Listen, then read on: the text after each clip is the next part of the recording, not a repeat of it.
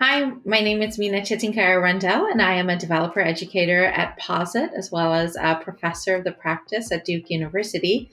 And in this video, I'd like to introduce you to Quarto. So if you've been hearing a lot about Quarto and wanting to dive in and sort of have been waiting to see when is the right time for me, or if you've played with it a little bit and want to get a sense of what more it can do and what more you can do with it, hopefully this will be a good introduction for you.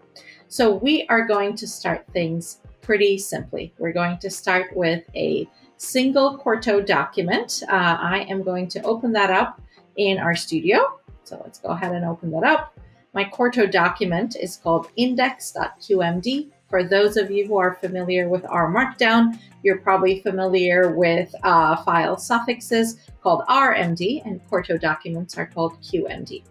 At the top of this document, things should look pretty familiar. We have a YAML with some metadata about our document, a title, the format that we want to output to. So we're going to make an HTML document first, and I'm going to use the RStudio Visual Editor. So again, if you are familiar with R Markdown and haven't played with RStudio Visual Editor lately, you can switch over to the source editor and things should look pretty familiar to you.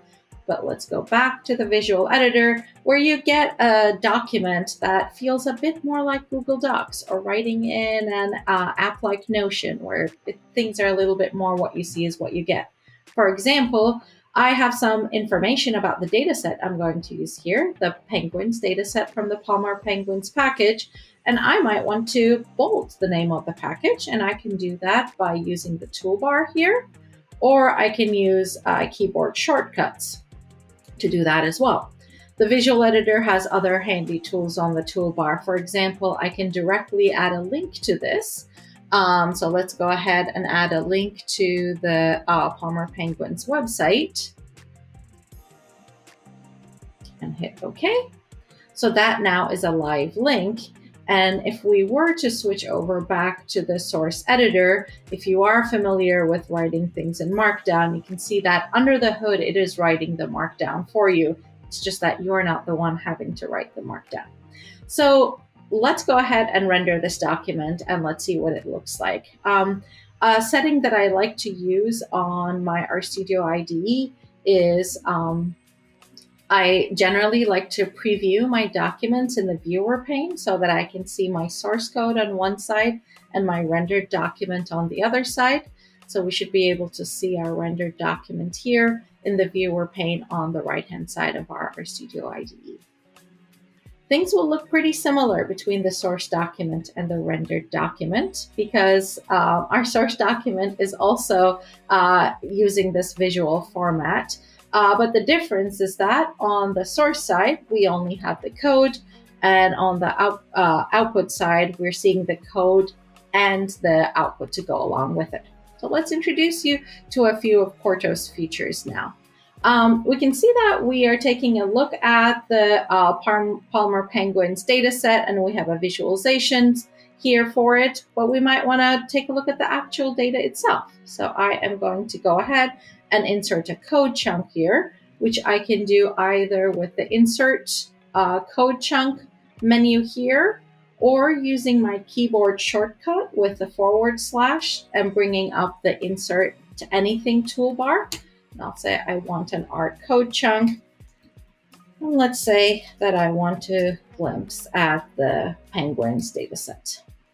And let's go ahead and render that document, and we'll be able to see the input and the output on the viewer side.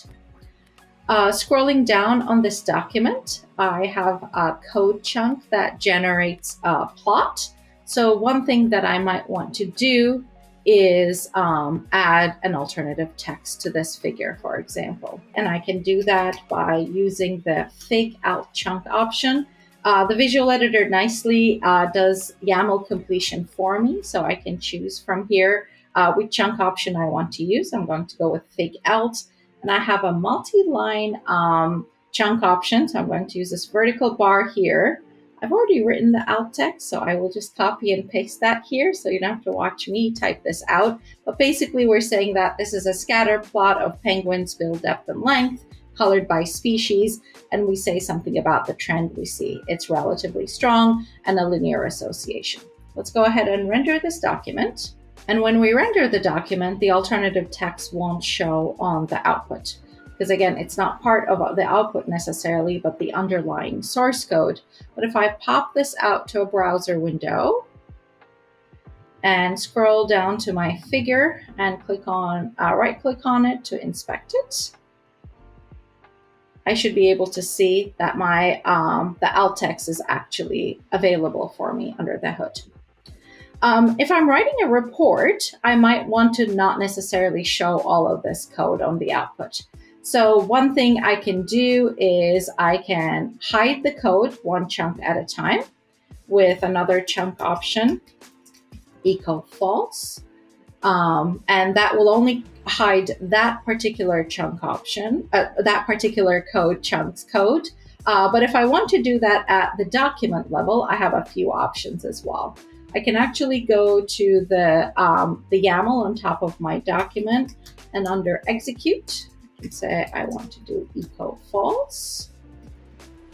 And let's go ahead and render this full document, and we will see that all of the code is now hidden and we only have the output, which might be preferable for you depending on your audience, whether you want them to see the code or not. And here we go. Here's our output without any of the code. Over here, we have a figure that's being generated with code, and in the text, I have said the figure below is actually a scatter plot. So let's go ahead and collect that scatter plot of species of penguins. We can add cross-references to this. So in order to add a cross-reference, I need to do two things. First, I need to change my chunk label to include the word fig at the beginning as a suffix. So that's fig dash. And second, I need to add a caption. So to add a caption, I will use the fig cap. And maybe let's go ahead and reuse this information from here.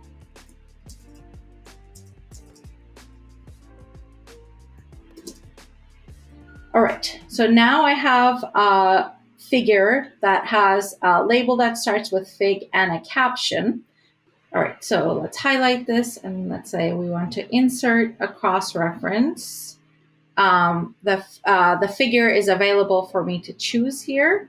And if I render the document one more time, it will create a link to the figure itself. So now I don't need to worry about when I render my document if it's below or above, particularly if I'm outputting to something like PDF. I can do the same thing with tables as well.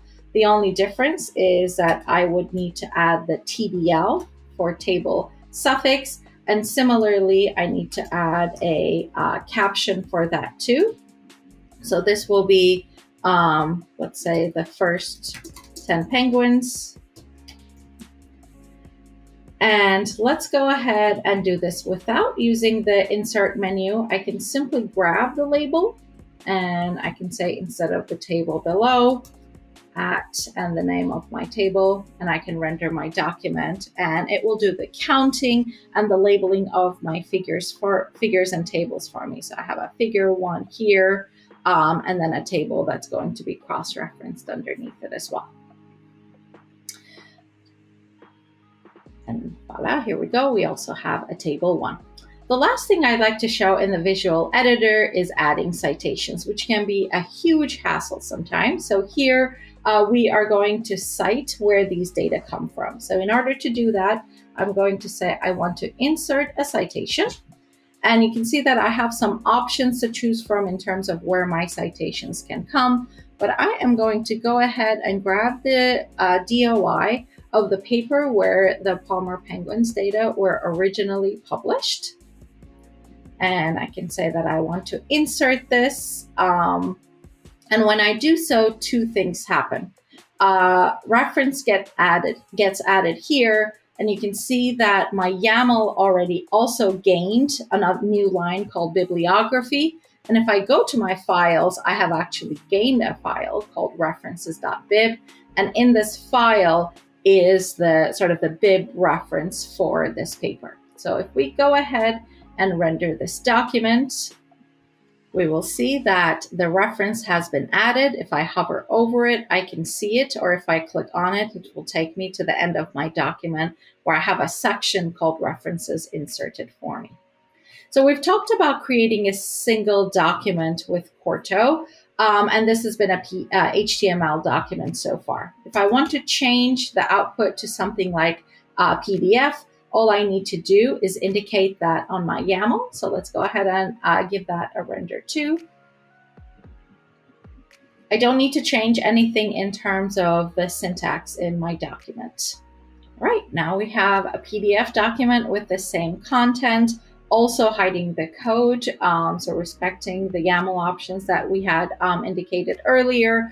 And the nice thing about this PDF document is not only was I able to obtain it so easily, but it also shows up in my viewer tab as opposed to a pop-up window. Now let's go ahead and change things up even more. We've gone from a single HTML document to a single PDF document. What about making slides? So I'm going to make HTML-based slides using Reveal.js as my output. And once again, I am not going to touch anything in my document. The only thing RStudio asks me to do is to reload the visual editor when I change the output format. And let's go ahead and render that as well. And here we go. Our document title is now a title slide. I can actually scroll through the different slides that I have. Each of them are sort of determined by these headings. So let's go ahead and actually turn this into a slightly more reasonable slide deck now. Things worked, but my text is a little bit squished.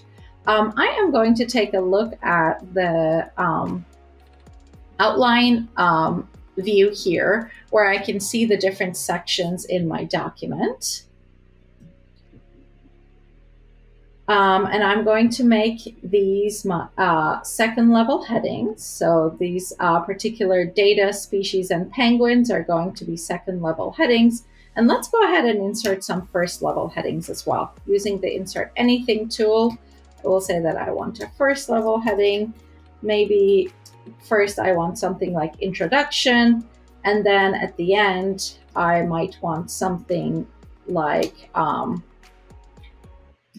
analysis, and maybe a slide here, something like modeling results. And then I might finally want another slide at the end called references. Remember those references that I had? I might want to move them to the very end. So I've created this structure, hierarchical structure for my document that I can nicely view here in the outline. And if I render my document, I should be able to see that that same outline is apparent in my slide deck as well. My first level headings are going to turn into section dividers in my slides, and then my second level headings are going to turn into sort of indicators for a new slide. So we can see that same outline here, and I can go ahead and scroll through my slides. Some things that I'm seeing here for this data slide, things look a little too big. Maybe things are not filling in. So using the visual editor, I can start tweaking things. I can write full-on CSS for my slides, but I can also use some of the predefined classes. So one of my favorite is the smaller class, for example. So let's go ahead and do that and render that. And that should squish my text, make it a little bit smaller, allowing me to fit a bit more text into my slide. Never a great idea to put a lot of text on your slides, but if you're in a pinch and you just want things to be a little bit smaller so everything fits, this is a really nice fix. Let's also go ahead and get rid of this option where, or actually, let's go ahead and say that I do want the code to be shown. So I'm going to say eCode true. So let's say I'm teaching and I actually want to show the code as well. We'll see that our slides get busy again because we have both the code and the output on one slide. This one looks pretty fine, but over here we're seeing that the figure is squished in order to make room for the code. Well, we have a remedy for that as well. What I'm going to say is for this particular slide, and this code chunk, I want the output location to be let's say, column fragment and see what that gets us. So what this is going to do is put my code in one column of my slides and my output in the other column of my slides, but it will actually add some sort of animation to my slides and delay the output. So I might get something like this, where when I move to the next slide, I can see the code. This still looks pretty squished, so if I don't want that, I can choose a different option. Once again, using the YAML completion with my tab, and I might say, okay, just move it to the next slide for me. So the plot moves to the next slide. So we've made a single document so far, and we have made also a slide deck. Now let's imagine a situation where you have multiple documents, a project, and you want to put them all together in something like a website. So what we're going to do is let's go back and change the format to HTML again. Reload our visual editor and render this document as a single HTML document.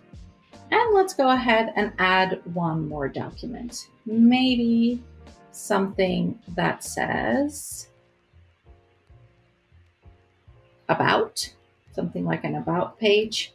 For our web page, I'm going to create a new document called about. Probably has some boilerplate language here. Maybe let's go ahead and select all of that and delete it and say, this is a demo website. And I'm going to save this file as about.qmd. And now I have two QMD documents in my project, an about.qmd and an index.qmd. And I have their outputs as well. Let's go ahead and clear those outputs, so that I have just my source files here. To bring these two together in a website format, I just need one file, a plain text file called, specifically called _corto.yaml.yml. And in here, I need to actually tell Corto how to bring things together. So I want a Corto project. I want the type of this project to be website. Note that I'm not even typing these, I'm using the YAML completion. And in this website, I want the title of my website to be perhaps Welcome to Corto. And I want a nav bar. Let's say that on the left, I would like to link to my index.qmd file and my about.qmd file. And let's go ahead and save this. And I am going to just relaunch this project from the project navigator in RStudio. And once I relaunch this project, we can see that I gained a new tab called Build.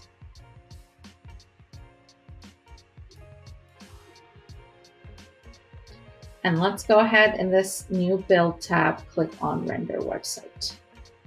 And voila, I have a website. Let's pop this out to a browser window so we can see things a little bit more nicely. I can see that on top I have a navigation bar with my 2 pages, my Hello Penguins page with my analysis, and also my About page. And they're automatically linked to that. And basically clicking on the name of the website takes me back to my homepage. Let me show you one other feature that's actually a newer feature of Corto, starting with 1.3. Let's go ahead and for this index page, add another format. So I am going to say that I do want an HTML with default options, but I also want a PDF of the same document as well. And let's go ahead and render the website one more time. And if I take a look at my output now, we can see that not only do I have the HTML file on my website, but I have an ability to actually download a PDF version of my document. So if you are sort of creating websites, but you have artifacts in there that you would like people to be able to download as PDFs, I think this is a really handy tool for doing so. So we've gone from a single document to a slide deck to a website, but all of this is living on my computer. To wrap things up, let's talk about how do I get this and make it available to others. Obviously, I could use version control to get things to GitHub and publish from there. But another option is to use CortoPub. So I am going to now go to my terminal. And in my terminal, I am going to type publish or Corto publish. And when I hit Corto publish, it gives me some options for where I might want to publish. I'll say that I want to publish to CortoPub. I have previously linked my account here. So if this is your first time doing it, it's going to ask you to actually create and link an account. But yes, I do want to. And I do want to authorize this. The site name comes from the name that I gave it in my Corto file. So that was Welcome to Corto, and has simply created sort of a version of it without spaces. And I'm going to hit enter, and we can see that it's rendering my page one more time, and it is now shooting this, once it's rendered, publishing it on CortoPub. All right, and here we go. We can actually see that my page has been published on CortoPub. This is the view for me to manage this site. I can delete the site, for example, or change its slug if I want. But I'm also provided a direct link to it that I can share with others. So I have the simple website that I have created with the 2 pages now published on the web and ready to share with others. I hope you found this introduction useful. And what I will do at the end of this is commit and push all of my changes to a GitHub repository where you can simply pick things up from where I left off and continue your exploration of Corto.